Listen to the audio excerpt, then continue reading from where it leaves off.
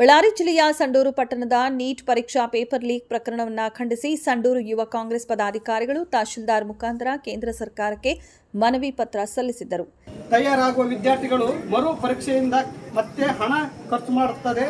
ಬಡ ರೈತರು ಕಷ್ಟಗಳು ಕೇಂದ್ರ ಸರ್ಕಾರಕ್ಕೆ ಅರಿವಾಗುವುದಿಲ್ಲವೆಂದು ಇದಕ್ಕೆ ಆದ ಕಾರಣ ಈ ಕೂಡಲೇ ಕೇಂದ್ರ ಸರ್ಕಾರ ನೀಟ್ UGC 2016 ಪರೀಕ್ಷೆಯನ್ನು ರದ್ದುಗೊಳಿಸಬೇಕೆಂದು ಈ ಮೂಲಕ ತಮ್ಮ ಸಂಡೂರು ಕಾಂಗ್ರೆಸ್ ಸಂಡೂರು ವಿಧಾನಸಭಾ ಕ್ಷೇತ್ರ ಪದಾಧಿಕಾರಿಗಳು ಮನವಿ ಮಾಡುತ್ತೇವೆ.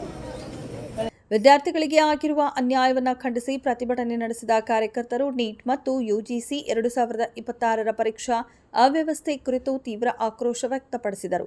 ಮನವಿಯಲ್ಲಿ ಮಾತನಾಡಿದ ಯುವ ಕಾಂಗ್ರೆಸ್ ಮುಖಂಡರು, ಕೇಂದ್ರ ಸರ್ಕಾರವು ನೀಟ್ UGC 2026 ಪರೀಕ್ಷೆಯನ್ನು ರದ್ದುಗೊಳಿಸಿ ಮರುಪರೀಕ್ಷೆ ನಡೆಸಲು ಮುಂದಾಗಿರುವ ಕ್ರಮವು ಲಕ್ಷಾಂತರ ವಿದ್ಯಾರ್ಥಿಗಳ ಭವಿಷ್ಯಕ್ಕೆ ದೊಡ್ಡ ಹೊಡೆತವಾಗಿದೆ ಎಂದು ಆರೋಪಿಸಿದರು.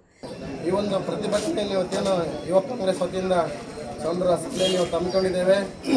ಇದರ ಮೂಲ ಉದ್ದೇಶ ಲಕ್ಷಾಂತರ ಜನ ಇವತ್ತೇನು ಕನಸು ಕಟ್ಕೊಂಡಿದ್ದಾರೆ, ನಮ್ಮ ಮಕ್ಕಳು ಡಾಕ್ಟರ್ ಆಗ್ತಾರೆ ಅಂತ ಹೇಳ್ಬಿಟ್ಟು ನೀಟ್ ಎಕ್ಸಾಮ್ ಮುಖಾಂತರ 2017ರಲ್ಲಿ ನೀಟ್ ಎಕ್ಸಾಮ್ ಪ್ರಾರಂಭ ಆಗಿ ಅವತ್ತಿಂದ ಇವತ್ತವರೆಗೂ ನೀಟ್ ಎಕ್ಸಾಮ್ ಮುಖಾಂತರನೇ ಒಂದು ಆಯ್ಕೆ ಮಾಡೋಕ್ಕಂಥ ಪ್ರಕ್ರಿಯೆ ಇತ್ತು. ಆ ಒಂದು ಪ್ರಕ್ರಿಯೆಯಲ್ಲಿ ಇವತ್ತು ನೋಡ್ತಾ ಇರ್ಬೋದು, ರಾಜಸ್ಥಾನದಲ್ಲಿ BJPಯ ಯುವ ಮೋರ್ಚಾ ಅಧ್ಯಕ್ಷ ಇವತ್ತು ಬೆಳಕಿಗೆ ಬಂದಿದೆ. ಪ್ರಶ್ನೆ ಪತ್ರಿಕೆಯನ್ನು ಲೀಕ್ ಮಾಡಿರೋದು ಯಾಕಂತ ಕೇಳಿದ್ರೆ ಅದನ್ನು ಮಾದರಿ ಪ್ರಶ್ನೆ ಪತ್ರಿಕೆಯನ್ನು ನೋಡಿದಾಗ 720 ಮಾರ್ಕ್ಸ್ಗೆ 600 ಮಾರ್ಕ್ಸ್ ಆತ ಕೈಲಿ ಬರ್ಕೊಟ್ಟಿರೋದು ಇವತ್ತು ಸಾಬೀತಾಗಿದೆ ರಾಜಸ್ಥಾನದಲ್ಲಿ. ಅದೇ ರೀತಿಯಾಗಿ ರಾಜಸ್ಥಾನ, ಮಹಾರಾಷ್ಟ್ರ, ಆಮೇಲೆ ಗುರುಗಾಂವ್, ಹರಿಯಾಣ ಇಲ್ಲೆಲ್ಲ ಕಡೆಗೆ ಇವತ್ತು ಪ್ರಶ್ನೆ ಪತ್ರಿಕೆ ಲೀಕ್ ಆಗಿ ಇವತ್ತು 22 ಲಕ್ಷ ಜನರಿಗೆ, ಯುವಕರಿಗೆ, ಇವತ್ತು ವಿದ್ಯಾರ್ಥಿಗಳಿಗೆ ಅನ್ಯಾಯ ಆಗೈತೆ. ಇದರ ವಿರುದ್ಧ ಯಾರು ಕೂಡ ಶಿಕ್ಷಣ ಸಚಿವರಾಗಲಿ ಮತ್ತು ಕೇಂದ್ರದ ಯಾರೊಬ್ಬರು ಸಂಬಂಧಪಟ್ಟರು ಧ್ವನಿ ಎತ್ತಿಲ್ಲ. ಇವಾಗ ನಮ್ಮ ಯುವ ಕಾಂಗ್ರೆಸ್ ವತಿಯಿಂದ ದೇಶದಾದ್ಯಂತ ಧ್ವನಿ ಎತ್ತಿದಾಗ 50 ಜನನ ಅರೆಸ್ಟ್ ಮಾಡಿದ್ದೀವಿ ಅಂತಂದು ಹೇಳ್ತಾರೆ. ಅದರಲ್ಲಿ ಮೂಲ ಆರೋಪಿ ಯಾರಪ್ಪ ಅಂತ ಹೇಳಿದ್ರೆ BJP ಒಬ್ಬ ಕಾರ್ಯಕರ್ತ, BJP ಒಬ್ಬ ಪ್ರಮುಖ ಯುವ ಮೋರ್ಚಾದ ಒಬ್ಬ ಅಧ್ಯಕ್ಷ ಆಗಿದ್ದಾರೆ ಅಂತಂದು ಹೇಳಿದ್ರೆ ಇವತ್ತು ಎಂಥ ದುಸ್ಥಿತಿಗೆ ಬಂದಿದ್ದೀವಿ ನಾವು. ಅಂದರೆ ಎಂಥ ಕಷ್ಟಪಟ್ಟು ಮಕ್ಕಳಿಗೆ ಓದಿದಂಥ ಮಕ್ಕಳಿಗೆ ಇವತ್ತು ಪ್ರತಿಫಲ ಇಲ್ಲಂತಾಗಿದೆ. ಸೊ ಹಂಗಾಗಿ ಇವತ್ತು ನಾವೇನು ಸಂಡೂರು ಅಸೆಂಬ್ಲಿಯಲ್ಲಿ ಒಂದು ಪ್ರತಿಭಟನೆ ಹಮ್ಮಿಕೊಂಡಿದ್ದೇವೆ. ಇದನ್ನು ಜಿಲ್ಲೆಯಾದ್ಯಂತ, ರಾಜ್ಯದಾದ್ಯಂತ, ದೇಶದಾದ್ಯಂತ ಇವತ್ತು ನಾವು ಮಾಡ್ತೀವಿ. ಅದೇ ರೀತಿಯಾಗಿ ಇವತ್ತೇನು ಶಿಕ್ಷಣ ಮಂತ್ರಿಗಳಾದಂಥ ಧರ್ಮೇಂದ್ರ ಪ್ರಧಾನ್ ಅವರು ಇದನ್ನು ಗೌಪ್ಯವಾಗಿ ಕಾಪಾಡುವಲ್ಲಿ ಹಾಗೂ ಮತ್ತು ಗೌಪ್ಯವಾಗಿ ಇಟ್ಕೊಳ್ಳುವಲ್ಲಿ ಅವರು ವಿಫಲರಾಗಿದ್ದಾರೆ. ಅವರು ಸರ್ಕಾರವನ್ನು ನಡೆಸಲು ವಿಫಲರಾಗಿದ್ದಾರೆ ಅಂತೇಳಿ ನಾವು ಈ ಮೂಲಕ ಅವ್ರು ಹೇಳ್ತಾ ಇದ್ದೀವಿ. ಯಾಕಂತಂದು ಹೇಳಿದ್ರೆ ಒಂದು ವಿದ್ಯಾರ್ಥಿ ಪರಿಶ್ರಮ ಎಷ್ಟಿರ್ತದಂತಂದು ಹೇಳಿದ್ರೆ ದಿನದ ಎಷ್ಟೋ ಕಷ್ಟ ಇರಲಿ 12ರಿಂದ 15 ತಾಸುಗಳ ಅವರು ಓದಿ ಅವರು ಒಂದು ಎಕ್ಸಾಮ್ ಬರೆಯೋಕ್ಕೆ ಹೋದರೆ ಪ್ರಶ್ನೆ ಪತ್ರಿಕೆ ಲೀಕಾದರೆ ಎಷ್ಟೋ ಒಂದು ಎಲ್ಲೇ ದೊಡ್ಡ ಅನ್ಯಾಯ ಆದಂತ ಅವ್ರಿಗೆ ಆಗ್ತದೆ. ಯಾಕಂದರೆ ಮುಂದೆ ಇರ್ತಕ್ಕಂಥ ವಿದ್ಯಾರ್ಥಿಗಳು ಅಥವಾ ಯಾವುದೋ ಒಂದು BJP ಮುಖಂಡರ ಮಕ್ಕಳುಗಳು ಅಥವಾ BJP ಹಿಂಬಾಲಕರ ಮಕ್ಕಳುಗಳು ಇವತ್ತು ನೀಟ್ ಎಕ್ಸಾಮ್ನಲ್ಲಿ ಪಾಸ್ ಆದರೆ ಬಡ ವಿದ್ಯಾರ್ಥಿಗಳ ಪರಿಸ್ಥಿತಿ ಏನಾಗಬೇಕಾಗಿದೆ, ಈ ದೇಶದಲ್ಲಿ ಏನಾಗಬೇಕಾಗಿದೆ. ಸೊ ಇದನ್ನು ನಾವು ಉಗ್ರವಾಗಿ ಖಂಡಿಸ್ತೀವಿ. ದೇಶದಾದ್ಯಂತ ಇವ್ರ ವಿರುದ್ಧ ಪ್ರತಿಭಟನೆ ಮಾಡ್ತೀವಿ ಅಂತ ಹೇಳಿ ನಾವು ಯುವ ಕಾಂಗ್ರೆಸ್ ಮುಖಾಂತರ ನಾವು ಎಚ್ಚರಿಕೆ ಕೊಡ್ತಾ ಇದ್ದೀವಿ. ಈಗಾಗಲೇ 22 ಲಕ್ಷಕ್ಕೂ ಹೆಚ್ಚು ವಿದ್ಯಾರ್ಥಿಗಳು ತಿಂಗಳುಗಳ ಕಾಲ ಕಠಿಣ ಅಭ್ಯಾಸ ನಡೆಸಿ ಪರೀಕ್ಷೆಗೆ ಸಿದ್ಧರಾಗಿದ್ದು, ಮರುಪರೀಕ್ಷೆ ಘೋಷಣೆಯಿಂದ ವಿದ್ಯಾರ್ಥಿಗಳು ಮಾನಸಿಕವಾಗಿ ಕುಗ್ಗಿ ಹೋಗುವ ಪರಿಸ್ಥಿತಿ ನಿರ್ಮಾಣವಾಗಿದೆ ಎಂದು ತಿಳಿಸಿದರು. ಶಿಕ್ಷಣ ವ್ಯವಸ್ಥೆಯ ಗಂಭೀರತೆಯನ್ನು ಅರಿಯದ ಪ್ರಧಾನಿ ನರೇಂದ್ರ ಮೋದಿಯವರ ನೇತೃತ್ವದ ಕೇಂದ್ರ ಸರ್ಕಾರವು ಅಮಾಯಕ ವಿದ್ಯಾರ್ಥಿಗಳೊಂದಿಗೆ ಚೆಲ್ಲಾಟವಾಡುತ್ತಿದೆ ಎಂದು ಆಕ್ರೋಶ ವ್ಯಕ್ತಪಡಿಸಿದರು. ಬಡ ಹಾಗೂ ರೈತ ಕುಟುಂಬಗಳ ಮಕ್ಕಳು ವೈದ್ಯರಾಗುವ ಕನಸಿಗೆ ಸರ್ಕಾರ ಕೊಳ್ಳಿ ಇಟ್ಟಂತಾಗಿದೆ.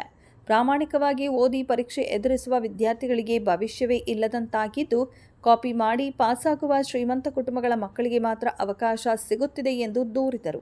ಹಲವಾರು ತಿಂಗಳುಗಳ ಕಾಲ ಕೋಚಿಂಗ್ ಪಡೆದು ಸಾವಿರಾರು ರೂಪಾಯಿ ಶುಲ್ಕ ಕಟ್ಟಿಕೊಂಡು ಪರೀಕ್ಷೆಗೆ ಸಿದ್ಧರಾಗಿರುವ ವಿದ್ಯಾರ್ಥಿಗಳಿಗೆ ಮರುಪರೀಕ್ಷೆ ಮತ್ತೊಂದು ಆರ್ಥಿಕ ಭಾರವಾಗುತ್ತದೆ. ಬಡವರು ಹಾಗೂ ರೈತರ ಸಂಕಷ್ಟಗಳು ಕೇಂದ್ರ ಸರ್ಕಾರಕ್ಕೆ ಅರ್ಥವಾಗುತ್ತಿಲ್ಲ ಎಂದು ಪ್ರತಿಭಟನಾಕಾರರು ಆರೋಪಿಸಿದರು. ಈ ಹಿನ್ನೆಲೆಯಲ್ಲಿ ಕೇಂದ್ರ ಸರ್ಕಾರವು ತಕ್ಷಣವೇ ನೀಟ್ UGC 2026 ಪರೀಕ್ಷೆಯನ್ನು ಸಂಪೂರ್ಣವಾಗಿ ರದ್ದುಗೊಳಿಸಿ ವಿದ್ಯಾರ್ಥಿಗಳಿಗೆ ನ್ಯಾಯ ಒದಗಿಸಬೇಕು ಎಂದು ಸಂಡೂರು ಯುವ ಕಾಂಗ್ರೆಸ್ ಹಾಗೂ ಸಂಡೂರು ವಿಧಾನಸಭಾ ಕ್ಷೇತ್ರದ ಪದಾಧಿಕಾರಿಗಳು ಮನವಿ ಮಾಡಿದರು. ಇಂದು ನಮ್ಮ ಕೇಂದ್ರ ಸರ್ಕಾರ ಆಡಳಿತ ಮಾಡ್ತಕ್ಕಂಥ ನರೇಂದ್ರ ಮೋದಿ ಸಾಹೇಬರು ಭಾಳ ವಿದ್ಯಾರ್ಥಿಗಳಲ್ಲಿ ಚೆಲ್ಲಾಟ ಆಡ್ತಾ ಇದ್ದಾರೆ. ಅವರಿಗೆ ಇಂದಿನ ವಿದ್ಯಾರ್ಥಿಗಳ ಮುಂದಿನ ಪ್ರಜೆಗಳು ಅಂತಕ್ಕಂಥ ಒಂದು ವಾಕ್ಯಗಳು ಅವ್ರಿಗೆ ಗೊತ್ತಿಲ್ಲದ ಪರಿಸ್ಥಿತಿಯಲ್ಲಿ ಅವರಿದ್ದಾರೆ. ಯಾಕಪ್ಪ ಅಂತಂದರೆ ನೀಟ್ ಎಕ್ಸಾಮ್ ಬರೀಬೇಕಂತಂದರೆ ಅವರು ಮುಂಚಿತವಾಗಿ 2 ತಿಂಗಳಿಂದ ಪ್ರಿಪೇರ್ ಆಗ್ತಾರೆ. ಅವರು ಡೈಲಿ ಏನಿಲ್ಲ ಅಂದರೆ 8 ರಿಂದ 10 ತಾಸು ಓದುವಂಥ ವಿದ್ಯಾರ್ಥಿಗಳಾಗಿರ್ತಾರೆ. ಅವರ ಮುಂದಿನ ಭವಿಷ್ಯ ಅವ್ರ ತಂದೆ ತಾಯಿ ಪಡುವಂಥ ಕಷ್ಟಗಳನ್ನು ನಿರ್ವಹಣೆ ಆಗ್ಬೇಕಂದ್ರೆ ಈ ನೀಟ್ ಎಕ್ಸಾಮ್ ಭಾಳ ಅತ್ಯವಶ್ಯಕತೆ ಆಗಿರ್ತದೆ. ಹಂಗಾಗಿ ಅತಿ ಹೆಚ್ಚು ಈ ನೀಟ್ ಎಕ್ಸಾಮ್ನಲ್ಲಿ ಬಡವರೇ ಪಾಲ್ಗೊಳ್ಳೋದು. ಯಾಕಪ್ಪ ಅಂದರೆ ಅವ್ರ ಮುಂದೆ ಡಾಕ್ಟರ್ ಆಗಿರಲಿ, ಇಂಜಿನಿಯರ್ ಆಗಿರಲಿ, ಒಂದು ಉನ್ನತ ಕೋರ್ಸಿಗೆ ಓದೋಕ್ಕೆ ದುಡ್ಡು ಕಟ್ಟಕ್ಕಾಗದೇ ಇರ್ಬೋದು. 50 ಲಕ್ಷ ಗಟ್ಟಲೆ, ಕೋಟಿಗಟ್ಟಲೆ ದುಡ್ಡು ಇರೋದರಿಂದ ಅದು ಶ್ರೀಮಂತರಿಗೆ ಮಾತ್ರ ಸಾಧ್ಯವಾಗೋದು, ಬಡವರಿಗೆ ಅಸಾಧ್ಯವಾದಂಥ ಆಗಿರೋದ್ರಿಂದ ನೀಟ್ ಎಕ್ಸಾಮ್ಗೆ ಭಾಳ ಒತ್ತು ಕೊಡ್ತಕ್ಕಂಥ ವಿದ್ಯಾರ್ಥಿಗಳಲ್ಲಿ ಇವರು ಚೆಲ್ಲಾಟ ಆಡ್ಬಾರ್ದು. ಯಾಕಪ್ಪ ಅಂದರೆ ದೇಶ ಇವರು ನಡೆಸಬೇಕಾಗಿರ್ತಕ್ಕಂಥ ಮೋದಿ ಅವರು ವಿದ್ಯಾರ್ಥಿಗಳೇ ಚೆಲ್ಲಾಟ ಆಡ್ತಾರೆ ಅಂತಂದರೆ ನೀವು ಎಷ್ಟು ಅಸಮರ್ಥರಿದ್ದೀರಿ ಎಂಬುದು ಇಡೀ ದೇಶ ಇವತ್ತು ಕಣ್ಣು ಮುಚ್ಚಿಲ್ಲ ನೋಡ್ತಾ ಇದೆ.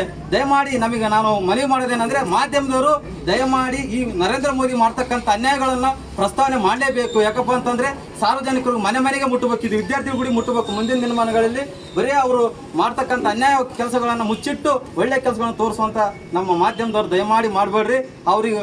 ಅವ್ರು ಮಾಡ್ತಕ್ಕಂಥ ಅನ್ಯಾಯವನ್ನು ಪ್ರಸಾರ ಮಾಡುವಂಥ ಕಾರ್ಯಕ್ರಮ ಆಗಬೇಕು ಅಂತಂದೇಳಿ ನಮ್ಮ ಮಾಧ್ಯಮದವರಿಗೆ ಕೈ ಮುಗಿದು ಈ ಮೂಲಕ ತಮಗೆ ವಿನಂತಿಸಿಕೊಳ್ಳುತ್ತೇನೆ.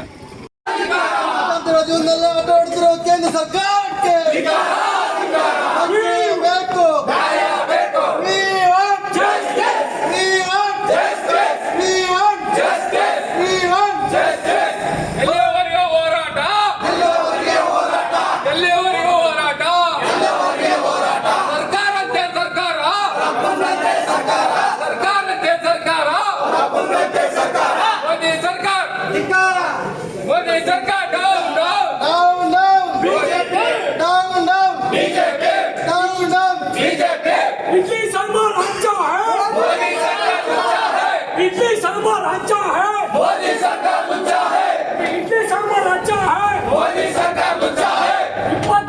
ವಿದ್ಯಾರ್ಥಿಗಳಿಗೆ ಅನ್ಯಾಯ ಮಾಡಿರುವ ಮೋದಿ ಸರ್ಕಾರಕ್ಕೆ ಕೊಡಲೇಬೇಕು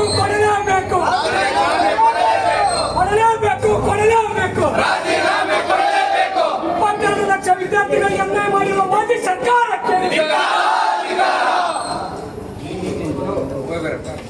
ಪ್ರಶ್ನೆ ಪತ್ರಿಕೆ ಸೋರಿಕೆ ಮಾಡಿರುವ ಕೇಂದ್ರ ಸರ್ಕಾರಕ್ಕೆ, ಪ್ರಶ್ನೆ ಪತ್ರಿಕೆ ಸೋರಿಕೆ ಮಾಡಿರುವ ಕೇಂದ್ರ ಸರ್ಕಾರಕ್ಕೆ, ಪ್ರಶ್ನೆ ಪತ್ರಿಕೆ ಸೋರಿಕೆ ಮಾಡಿರುವ ಕೇಂದ್ರ ಸರ್ಕಾರಕ್ಕೆ ಬೇಕೇ ಬೇಕು, ಬೇಕೇ ಬೇಕು, ಬೇಕೇ ಬೇಕು.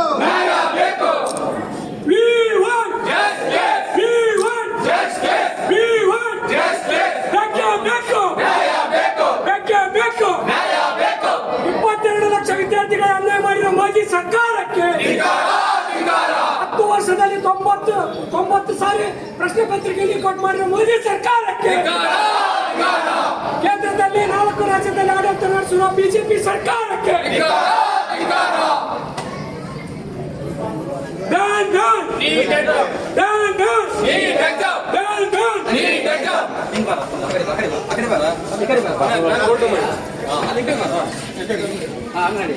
ಬಂಧುಗಳೇ, ನಿನ್ನೆ ನಡೆದಂಥ ಪತ್ರಿಕೆ ಸೋರಿಕೆಯಲ್ಲಿ ಇದೇನು ಹೊಸದೇನಲ್ಲ. ಈ ವರ್ಷದಲ್ಲಿ ಸತತ 10 ವರ್ಷದಿಂದ 98 ಬಾರಿ ಪತ್ರಿಕೆ ಸೋರಿಕೆಯನ್ನು ಮಾಡಿದ್ದಾರೆ. ಮೊದಲನೇದಾಗಿ ರಾಜಸ್ಥಾನದ ಯುವ ಮೋರ್ಚಾ ಅಧ್ಯಕ್ಷರವರು ಕಳೆದ ವರ್ಷ ಅವ್ರದ್ದು ಸಂಬಂಧಿಕರ 4 ಜನ ಪಾಸ್ ಆಗಿದ್ದಾರೆ ನೀಟ್ನಲ್ಲಿ. ಅಂದರೆ ಅವರು ಮೊದಲಿಂದ ಲಿಂಕ್ ಇದೆ. ಅವರು ಇವತ್ತು ಈ ತಡವು ಸಿಕ್ಕಿದೆ. ಅವರು ಇದು 22 ಲಕ್ಷ ವಿದ್ಯಾರ್ಥಿಗಳಿಗೆ ಅನ್ಯಾಯ ಮಾಡಿರತಕ್ಕಂಥ ಕೇಂದ್ರ ಸರ್ಕಾರ ಮೋದಿಗೆ ನೇರವಣೆ. ಮೋದಿ ನಿಮ್ಮ ಕೈಲಿ ಆಗಿಲ್ಲ ಅಂದರೆ ಕೂಡಲೇ ರಾಜೀನಾಮೆ ಕೊಡಿ. ಆಮೇಲೆ ಕೇಂದ್ರ ಸಚಿವ, ಶಿಕ್ಷಣ ಸಚಿವ ಅವರು ಕೂಡ ರಾಜೀನಾಮೆ ಕೊಡಿ. ಇದು 10 ವರ್ಷದಿಂದ 98 ಬಾರಿ ಪೇಪರ್ ಲೀಕ್ಔಟ್ ಆಗಿದೆ. ಅಂದ್ರೆ ಇದು ಸೈನ್ಸ್ ಮಾಡತಕ್ಕಂಥ ವಿದ್ಯಾರ್ಥಿಗಳಿಗೆ ಜೀವನದಲ್ಲಿ ಚೆಲ್ಲಾಟಾಡಿ ಇಡೀ ದೇಶಾದ್ಯಂತ ಚೆಲ್ಲಾಟಾಡಿ. ಇದು ಒಂದೇ ರಾಜ್ಯದಲ್ಲಿ ಸಿಕ್ಕಿಲ್ಲ. ರಾಜಸ್ಥಾನದಲ್ಲಿ ಸಿಕ್ಕಿದೆ, ಮಹಾರಾಷ್ಟ್ರದ ನಾಸಿಕ್ನಲ್ಲಿ ಸಿಕ್ಕಿದೆ, ಹರಿಯಾಣದಲ್ಲಿ ಸಿಕ್ಕಿದೆ, ರಾಜಸ್ಥಾನದಲ್ಲಿ ಮತ್ತೆ ಮಧ್ಯಪ್ರದೇಶದಲ್ಲಿ ಸಿಕ್ಕಿದೆ. ಇವು ಬರೀ ಬಿಜೆಪಿ ಕೈಯಲ್ಲಿ ಯಾಕೆ ಸಿಗ್ತಾ ಇದೆ? ಇದು ನಡೆಸತಕ್ಕಂಥ ಉದ್ದೇಶ ಏನು? ವಿದ್ಯಾರ್ಥಿಗಳಿಗೆ ಅವರು 1 ವರ್ಷದಿಂದ ಸೈನ್ಸ್ ಮಾಡೋ ಸೆಕೆಂಡ್ PUC ಓದಿರ್ತಕ್ಕಂಥ ಸೈನ್ಸ್ ವಿದ್ಯಾರ್ಥಿಗಳು ಅದಕ್ಕೋಸ್ಕರ ಸ್ಪೆಷಲ್ ಕ್ಲಾಸ್ ತಗೊಂತಾರೆ. ಈ ದೇಶಾದ್ಯಂತ ಸ್ಪೆಷಲ್ ಕ್ಲಾಸ್ ತಗೊಂಡು ಪಾಠ ಮಾಡ್ತಾರೆ. ಅಂತರದಲ್ಲಿ ನೀವು ನಿಮ್ಮ ಯುವ ಮೋರ್ಚಾ ಅಧ್ಯಕ್ಷರು ಮತ್ತು ನಿಮ್ಮ ಯುವ ಕಾಂಗ್ರೆಸ್ ಬಿಜೆಪಿ ಲೀಡರ್ಗಳಿಗೆ ನೀವು ಪ್ರಶ್ನೆ ಪತ್ರಿಕೆ ಸೋರಿಕೆ ಮಾಡ್ತೀರಂದ್ರ ಮತ್ತೆ ಯಾಕೆ ನಡೆಸ್ಬೇಕು ಈ ನೀಟ್ ಎಕ್ಸಾಮ್? ಈ ಕೂಡಲೇ ನಮ್ಮ 2024ರಲ್ಲಿ MK ಸ್ಟಾಲಿನ್ ಅವರು ತಮಿಳುನಾಡಿನಲ್ಲಿ ಬ್ಯಾನ್ ಮಾಡ್ಬೇಕಂತೇಳಿ ನೀಟ್ ವಿರುದ್ಧ ಹೋರಾಟ ಮಾಡಿದ್ರು. ಅದಕ್ಕೆ ನಾವು ಸಹಮತಗಳು ಇದೆ ಯುವ ಮೋರ್ಚಾ ಕಡೆ, ಕಾಂಗ್ರೆಸ್ ಕಡೆಯಿಂದ. ಈ ಕೂಡಲೇ ನಿಮ್ಮ ಕೈಲಿ ಆಗಿಲ್ಲ ಅಂದ್ರೆ ಕೂಡಲೇ ರಾಜೀನಾಮೆ ಕೊಡ್ಬೇಕಂತ ಹೇಳ್ತಾ ನಾವು ಆಗ್ರಹಿಸ್ತಿದ್ದೇವೆ.